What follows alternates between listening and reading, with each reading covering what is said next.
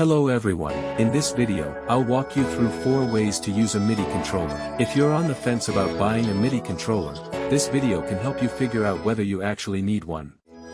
And if you've already got a MIDI controller, the tutorial later in this video will help you get more out of it. Generally speaking, MIDI controllers serve 4 main purposes: programming electronic drum kits, programming melodies and harmonies, performing music, triggering audio, Keyswitch and CC control.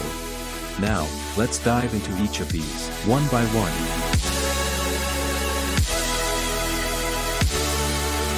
First up is using it for electronic drum kit programming.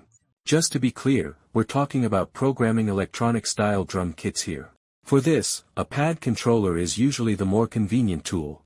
If you're working with acoustic drum samplers, you typically use a MIDI keyboard instead. The key difference is that acoustic drum samplers are based on recordings of real instruments, so these sounds have a lot more nuance in terms of articulation and technique. Think about things like how tight or loose a hi-hat is, or whether you're hitting the center or the edge of a drum. With the same technique, playing at different velocities doesn't just change the volume, it also changes the timbre. Because there are so many different sounds and combinations, mapping these articulations onto a MIDI keyboard can be more intuitive. For example, you might trigger a cymbal with a white key, and have its choke right next to it on the adjacent black key. That kind of layout just makes sense. Electronic drums, on the other hand, usually come as pre-produced audio files. With many electronic drum sample packs, you can simply drag and drop the audio files directly into your DAW, or load them into a drum sampler and use that as a VST plugin. However you use them, electronic drum sounds typically only differ in volume and panning. This makes them a perfect fit for pad controllers, which follow a simple one-shot per pad logic. You can also easily map the layout of your pad controller to match the drum sampler. Take the Synido TempoPAD P16, for example. It's a 4x4 controller, with 16 pads in total. In NI battery, a drum sampler, you can also open up a 4x4 preset. With a bit of setup, you can map each pad on your controller to a corresponding cell in the sampler.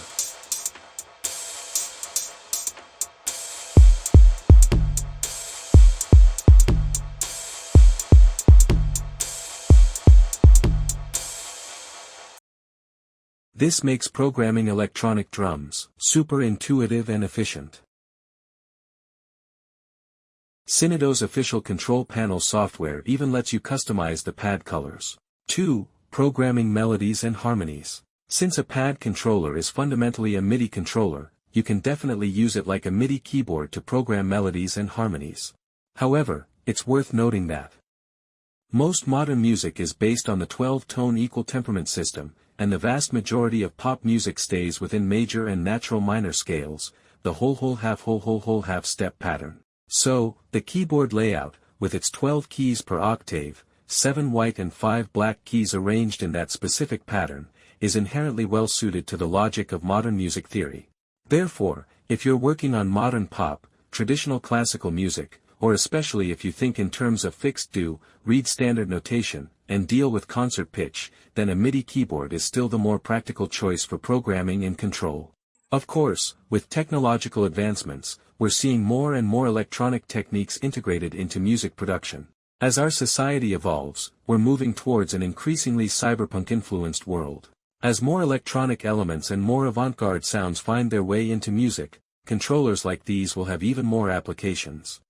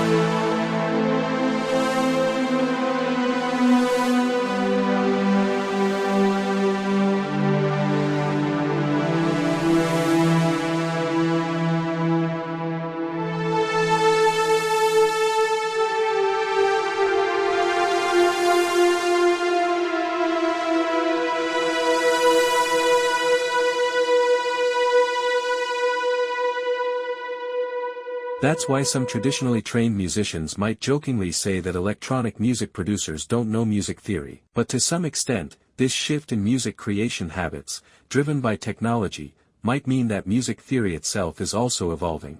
For example, if I'm using a pad controller for programming, I might not need to engage with the concept of fixed do-it-all. Since there are no black and white keys, you don't necessarily have to think in terms of sharps and flats. However, if you seriously intend to use it with a synthesizer, for complex melodies and harmonies, you'd likely need an 8x8 pad controller. A 4x4 controller has a limited number of pads and is better suited just for drum programming. 3. Instrument performance, audio playback control. The third function is using the MIDI controller purely as a performance instrument. You can see many examples on YouTube of people using MIDI controllers to cover live music. This is usually electronic music, and they're essentially using the controller as an instrument to perform the cover. The basic principle is to isolate the various audio elements from the original track into numerous individual audio clips. These clips are then assigned to each pad on the controller.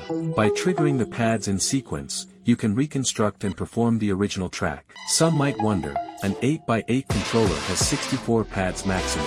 What if you need hundreds of audio clips? Actually, these controllers support multiple pad banks. Take the Synido P16 controller as an example. It uses a concept called pad banks. You can think of one pad bank as one group of pads. When you switch to a new pad bank, all the pads are effectively blank and ready for new assignments.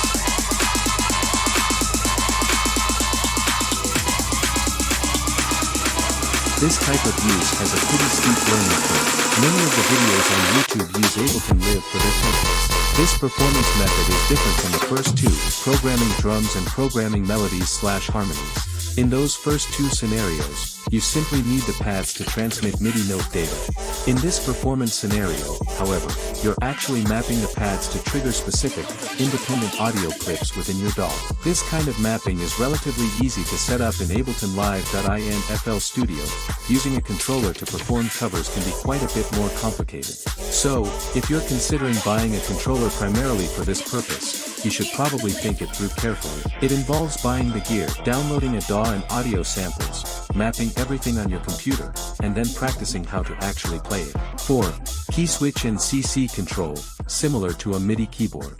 The fourth and final use case is as a dedicated Keyswitch and CC controller.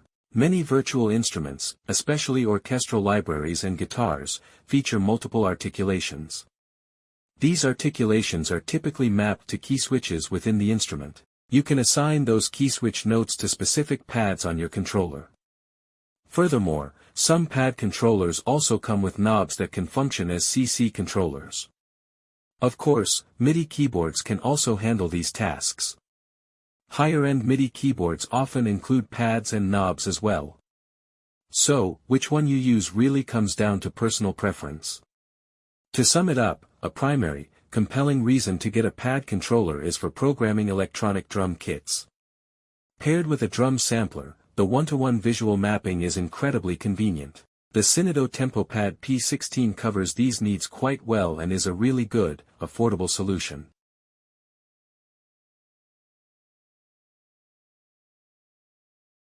That's all for this video. If you found it helpful, please follow Synido. We'll be bringing you more great gear.